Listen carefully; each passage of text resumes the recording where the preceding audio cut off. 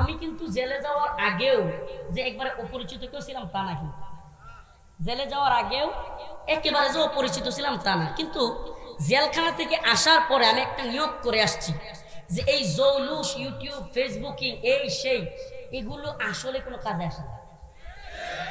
আমি তো চিন্তা করছি, দেখছি যে এগুলো দিয়ে আসলে কোনো ফায়দা তেমন হয়, এবং এগুলোকে যারা নিজের সফলতার ভাবে কিংবা মনে করে যে আমার তো বিশাল ভিউ হয়, আমার বিশাল ফলোয়ার আছে, ফ্যান আছে, এই আত্মতুষ্টিতে যারা ভোগে দিন শেষে এরা ধ্বংস হয়। এজন্য আমি প্রতি প্রোগ্রামে বয়ান করার চেষ্টা করতেছি যে আমাদের কাজটা হবে কার জন্য? জোরে বলেন, কার জন্য?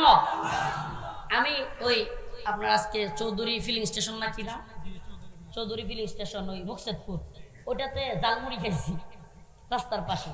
তো এক এসবির লোকটাকে আয়সা বলতেছে, হুজুর নিরাপত্তার সমস্যা, এই সেই, একটু এনে বসেন না, কেমন দেখা যায়। আমি বলছি, ভাই আমাদেরও তো একটা জীবন আছে, আমাদেরও গোসল করা লাগে নদীতে, আমাদেরও মাছ ধরা লাগে, এখন কে বা কারা এগুলো ভিডিও করবে, ছাড়বে, এই টেনশন করে আমি সব কাজ তো ছেড়ে দিতে পারবো।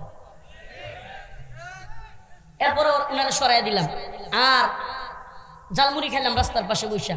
কেন এগুলো বলতেছি শুনেন, যে আমাদেরকে এখন এভাবেই চলতে হবে। আমি আমার ওই যে বন্ধু তাকে বলতেছিলাম, দোস্ত পরিস্থিতি এমন যা হয়েছে যে হুজুর তো আর এমনি পায়রারি শুনে যায় নাই, মানে অবস্থা এমন হয়েছে যে স্বাভাবিক চলাও যায় না, এত সমস্যা। মানে হুজুর একটা ছবি তুলি, এক আজীব গজবের কাহিনী, মানে একটা ছবি তুলি, আমার গাড়ি টাড়ি গ্লাস টাস খুলে ফেলতেছে, হুজুর একটা সেলফি তুলি, হুজুর এটা করি সেটা করি। প্লিজ ভাইরা, আপনাদেরকে বলি, যুবক ভাইরা, এই সমস্ত বিষয় থেকে লৌকিকতা, আমার সাথে অমুক হুজুরের সেলফি আছে, এই সে, এগুলোকে বাদ দেন, আল্লাহর রাস্তায় বাদ দেন। এই সমস্ত লৌকিকতা আর এই সমস্ত কাহিনী, এগুলো বাদ দিয়া আল্লাহর জন্য, দ্বীনের জন্য কিছু করার চেষ্টা করেন। বিশ্বাস করেন, অন্তর থেকে মুহাব্বত করে দ্বীনের জন্য কাজ করলে, আল্লাহর জন্য কাজ করলে, এই দুনিয়া আপনাকে চিনুক বা না চিনুক, আল্লাহর কাছে আপনি মূল্যায়িত হবেন। আল্লাহ তাআলা কোরআনের আয়াতে বলেই দিয়েছেন, ইয়া আইয়ুহান নাস ইন্না খালাকনাকুম মিন যাকারিন ওয়া উনসা وجعلناكم شعوبا وقبائل لتعارفوا إن أكرمكم عند الله أتقاكم। আমি মানুষকে দলে দলে কিংবা বিভিন্ন গোত্রে, কাউকে কালো কাউকে সাদা, বিভিন্ন ভাবে সৃষ্টি করেছি। ওয়া উনসা, ইয়া আইয়ুহান নাস ইন্না খালাকনাকুম মিন যাকারিন ওয়া উনসা, আমি মানুষকে একজন নারী এবং একজন পুরুষ থেকে সৃষ্টি করেছি। ওয়া জাআলনাকুম শুউবা ওয়া কাবাইলা লিতাআরাফু, যেন তারা একে অপরকে চিনতে পারে। কে দিছে এটা? এই সঙ্গীত সব জায়গায় গাইতে হবে না। তো বলতেছিলাম, একে অপরকে চেনার জন্য, জানার জন্য। কিন্তু আল্লাহ বলতেছেন, আমার কাছে তোমাদের কে সুন্দর, কে কালো, কে মোটা তাজা, কে চিকন কিংবা কে লম্বা, কে খাটো কিংবা কে ধনী কে গরিব, আমার কাছে সম্মানের মাপকাঠি এগুলো না।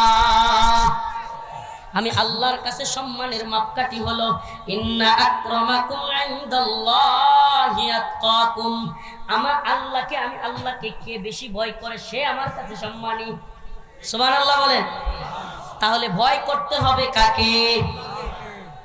আরে এত রাত পর্যন্ত মাহফিল শুই না, এই যে যারা ফজরের নামাজ পড়ে না, তারা তো মাহফিলের দিন পড়েই না, আর 2টা 2:30 পর্যন্ত মাহফিল শুই না, যারা প্রতিদিন ফজর পড়তো তারাও করে না।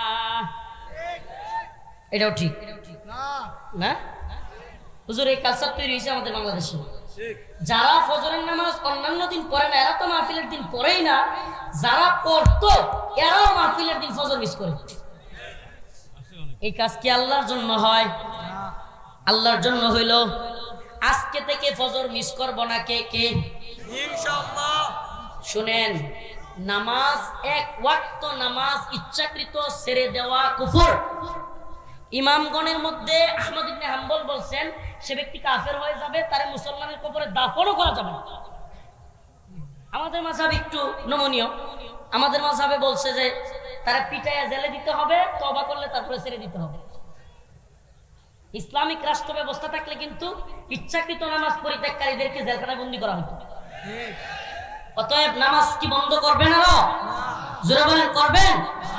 প্রিয় হাজিরিন, এজন্য বলতেছিলাম, ইন্না সলাতি, আমার নামাজ হবে কার জন্য? আমার জন্য। কোরবানি হবে কার জন্য? হুজুর আসছে, হুজুর আসছে।